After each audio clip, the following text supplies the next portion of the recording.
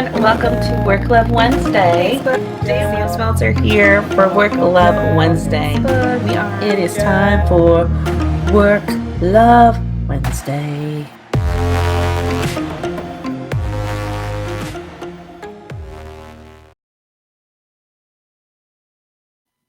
Good morning. This is a rare occurrence. This is a rare occurrence. I am early today. It is 7:44, so just a minute before 7:45 when we will kick off Work Love Wednesday. And I think I'm going to go without the glasses so there's no weird glare on my eyes because that can be distracting and I don't want to look like Robo Eyes. So if you're hopping on live, say hello, give me a wave so that I know that you're here. And if you're on Facebook, you've seen kind of what the topic is for Work Love Wednesday today. And we're going to be chatting about your dreams and why it would be a lie if I told you it will be easy, but also knowing at the same time that we have to know the difference between challenge and struggle. And so over the last week, as it will be no surprise to any of you, there were a couple of situations that I ran into where this resonated very strongly with me. And so that's kind of what inspired today. So before we get into that topic specifically, I want to talk about this concept of belief because it's something that's really been resonating with me lately. And it actually started during the holiday season, watching and reading one of my favorite Christmas books, which is The Polar Express. And in The Polar Express, the gist of the book is that there's a young man who no longer believes in Santa Claus. And it is an incredible journey that he goes on where he then at the end, once again, believes and he affirms his belief. But I think that the story is a powerful lesson for us be able to how strong or how much we underestimate our ability to believe in certain things play a role in our ability to achieve. There's so many random children's shows that my kids watch on an ongoing basis. One, which is a particular favorite, is anything in the Barbie franchise. And there's a Barbie Spy Squad movie, which I don't expect any of you to have seen. But in this Barbie Squad movie, there's this whole scene where there's just like, see it, and then believe it, and achieve it. And in regards to these spies doing these amazing kind of tricks. And it's kind of the mantra that's used throughout the movie. And that's something that's kind of cliche. We've heard that before in a lot of different forums, but we don't usually put it into practice. I know I don't do this personally, that when I'm questioning if I can achieve something, like before I go out into a space to do a speaking engagement or a training intervention, or even every Monday night when I teach at the college, because I do have a minor little freak out moment before teaching every single week. I don't sit there and say, see it, believe it, achieve it. But I think that sometimes we have to go back and really question our belief in ourselves and in whatever we're pursuing. And that ties directly into talking about your dreams. You know, I am a dreamer. I've had several dreams throughout my lifetime, everywhere from what I've shared in the book about being a singer to owning a holistic center, to owning a furniture refurnishing center, to opening an antique store, to having a donut food truck. I mean, the ideas are always being generated. And in fact, here at Leadership Arts, it's kind of like an incubator for me to come up with ideas that are relevant within a certain kind of context. So dreams are really easy to come up with, and there's inspiration everywhere. And if you're a dreamer, you probably have several. And then there's some that we go and pursue, and it can be really, really tiring. It can be really exhausting, which is why for entrepreneurs, small business owners, even big leaders in organizations, there's this huge push on self-care and taking care of yourself and not letting you run down, because pursuing those extreme goals, pursuing those things that you really are going after is exhausting. It takes all of your time and all of your energy, and it's really hard to keep your life in balance. But with that being said, if you don't truly believe in that goal, it is really hard to sustain that energy that you need to get there. You know, when I think about Leadership Arts who's entering into year 5, in contrast to anything else that I had pursued in my past professional life, you know, asking your questions, I mean, you change and you grow every single day. And if you are not mindful of that, you don't even realize that as you grow and change, that your dreams have to grow and change with you. My business has evolved with me. It also has grown in the ways to support so that I continue to do the things that I absolutely love. In a scenario where I don't love something, I've found ways to, if it's integral to the business and essential for the success, it's not me necessarily pursuing it. It's somebody like Mary Rose, when she came in and she complements my business beautifully, and allowing me to focus on my dreams. But it's really important for you to believe in the work that you're doing. And if you don't believe in it with the same kind of gusto and passion as when you started, then it proves to ask the question, you know, why am I exactly doing this? What is the intent? Is it worth it for all that I am giving, all that I am sacrificing in regards to get to where I am trying to go? And I usually, typically, like if I'm working with a leader who is on a fast track to success, I will sit and ask them those same questions and really challenge them to say, yeah, you see where you're going. Do you still want it? And sometimes we think we've gotten too far down the path that we can't change our mind, but we owe it to ourselves to always be clear about our intention and understand what we are giving and sacrificing to pursue that path. And if you wholeheartedly believe in the cause, in the dream, then yes, go for it and continue and keep going and keep pursuing that. But if that fire is not burning as brightly, and that's not because you're just burnt out, but because you don't really understand why you are, I just did something. I don't know what I did. Oh, here we go. Sorry, Instagram, hitting a button. Anyways. But if you are pursuing something and the fire is just not there anymore, it's okay. Sometimes there's things that change and evolve in an industry, in a certain scenario, that really kind of changes your perspective on things, or enlightens you in a way that says that this is not worth pursuing for whatever reason. And you know, the judgment of others is typically what holds us back from wanting to be open about that. But who cares? This is your life. This is every single day you're living for yourself, not for other people. And you've got to intentionally choose how you're spending every valuable moment, every minute, every second of every single day. And if you are not, what's going to happen when you wake up tomorrow, or 3 weeks from now, or in some scenarios, 30 years from now, and asking, why am I here and what am I doing? And that's just an unfortunate place to be. Now, the other thing that I want to talk about is the difference between being challenged and struggling.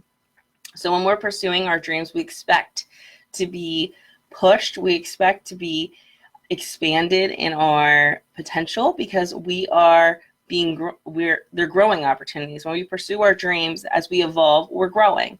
And so they should be challenging. And so much so that I always tell people that, you know, if you're thinking that there's this beautiful light at the end of the tunnel where everything gets so easy in the pursuit of your dreams, that's not true. You're always going to push yourself further. The dream always either gets bigger or more complex or gives birth to a baby dream. So you're constantly always facing a new challenge for those of us who are really passionate professionals and moving forward. And that's how you see individuals that are out there and have all these amazing things that are surrounding them, and these businesses that are complex but beautiful and simple at the same time. That is that passionate journey, and that challenge is always there. But what I also want to talk about is the difference when something is a struggle. If you're trying to force something. So, a lot of what I believe, and also what I share with people on a regular basis, is that when we're pursuing our purpose and our passion, when we're aligned with whatever we're meant to do in this lifetime, that we were given this incredible gift to show up every single day, we will be pushed to grow, but it will not be a struggle. It will not be something where I'm trying to force it into manifestation. And if you're trying to do that, like you're scraping your resources together that you won't have enough to provide for yourself or to live off of, if you're putting yourself in some really bad situations, that is a sign that maybe the dream either has to be modified or different, or the goals have to be changed, but something is not right. When we're hitting so many roadblocks and so many barriers, no matter how much we believe in the cause, we're getting these signs that are almost essentially detours saying, this is not the right direction to pursue this path. Does not mean that path is completely closed. So for example, 2-3 years ago, we hosted a men's conference at Leadership Arts, which is something that I'm very, very, very passionate about, providing an educational growth platform for men that engages in reflective practice and allows them to share about their stories. And that's something that I'm still passionate about to this day. It's still part of our active conversations at the organization. And how do we serve that community? We have a Facebook group with almost 400 men that are in there that are engaging. And so it's evolving in its own fashion. My initial vision for that conference was that hundreds and hundreds of men show up for this conference. That's not what happened in the first year. In the first year, 12 men showed up. It was still a highly impactful event. It was a beautiful event. And the next year, I was even more ramped up that I was going to make it work. I was going to do what I needed to do to make it work. And this included, changing venues, pulling a large amount of funds from the business as being the main kind of sponsor. And I remember halfway through when just trying to make the numbers work, looking at proposals from venues, looking at proposals from speakers and the costs adding up, and then looking at what happened in the last year, realizing that I was trying to force this into being. That even though I could see it in my head as crystal clear, that I could create the image for you of exactly what happens in these moments and why it is necessary. And I was so clear about my passion as to what was funneling my drive to drop everything. So my actual business being paused so I could focus on this event that's not really generating any kind of income. And realizing I'm trying to force something that maybe is not supposed to happen right now. And that doesn't mean that that path towards, working with men or doing something of service in this capacity was off the table. And in fact, it's not. We still have a committee that comes together, and we're talking about what is the evolution of that project, which is called Architecture of Man, and how do we still serve that population, and how do we grow that and make it truly a beneficial community. And so it's still an incubator kind of dream, but it hasn't died. But it's still something that I'm passionate about. However, I had to face the facts that I was trying to force something, and you can't force something into being. It's not one of those things like if you build it, they will come. There's a lot of things that have to line up.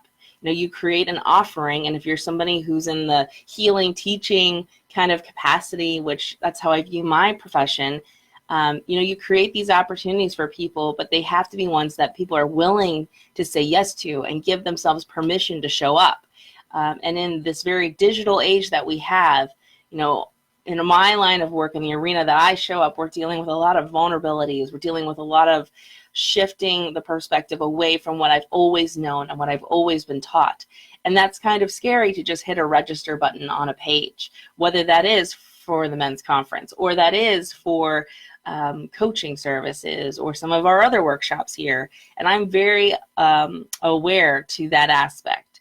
And so it was fascinating to me because I know that about my business, and I take care in how we advertise and market and our expectations for the business when we launch workshops of that nature. But then at the same time, I did not do that for the men's conference. I had these unbelievable expectations, and then I actually got very frustrated and angry at points in time as to why it was not working, knowing that I was trying to force something into being that wasn't meant to happen at that time. And it may happen at some point, but it wasn't meant to happen then. But I needed that first time, and the first conference came together pretty beautifully. I'm not going to lie. The people that showed up needed to show up. And I'm talking about the people to help bring it together, to make it manifest for the first time. And so I think that first event had to happen to lay the platform for whatever it's evolving into at this growing kind of evolution of that kind of movement and project that we have. So knowing and really asking yourself, am I being challenged and growing in certain scenarios, or am I in a place where I am forcing it? I really am forcing it. Am I trying to take a square peg and shove it in a round hole?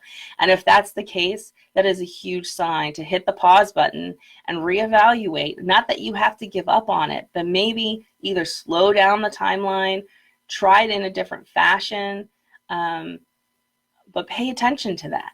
Because I truly believe that when we're doing our passion projects, when we're doing things that move people and create incredible things, those people show up to support us. Those people, that tribe that's needed, whether that's in attending or being part of committees or bringing those missing pieces that are needed to make those events or workshops stellar, or whatever it is, or those, even service lines when I feel like something is missing and just adding that little nugget of wisdom, they show up. And when they're not showing up and you're sitting there completely bewildered and on Google doing endless Google searches trying to fill it with something, I think that's a sign that you want to hit the pause button and think about that. So I'll leave you with this on Work Love Wednesday. Think about your dreams and think about the fact that it may never get easy. It's only going to get bigger. Is that still a dream that you want to pursue? And do you still believe in your dreams the same way you did when you started them? And plus, give yourself grace if you don't. It's okay. And then last but not least, make sure that you're being challenged and you're not actually in a struggle. We don't want to be in a situation where we are forcing something into being. When we're at Vision Fest and doing vision boards, it's always amazing to me because I think I could cut out every reference to money in a magazine and put it in a bucket, and everybody would use it to put on their boards because everybody wants to manifest more money. I mean, that's just a given. But let's just back up a little bit and realize that, when we're doing things that we're fully aligned and with our purpose and our passion and what we're meant to do in this life, whatever your belief system is, God, higher power, the universe will provide. They want to provide the abundance that you need to keep doing that work because they need you to show up. They need you to show up and do the work that you're meant to do, because that's how we make the world a better place. So don't force. Putting money or dollar signs or credit cards on your vision board does not mean that you're going to make it rain money. You want to focus on being connected to your true purpose and your true passion and being fully aware of that. And if you are, abundance will come as a result. So thank you so much for watching today. And I hope you have an incredible Wednesday and the rest of the week. And I'll talk to you later. Bye.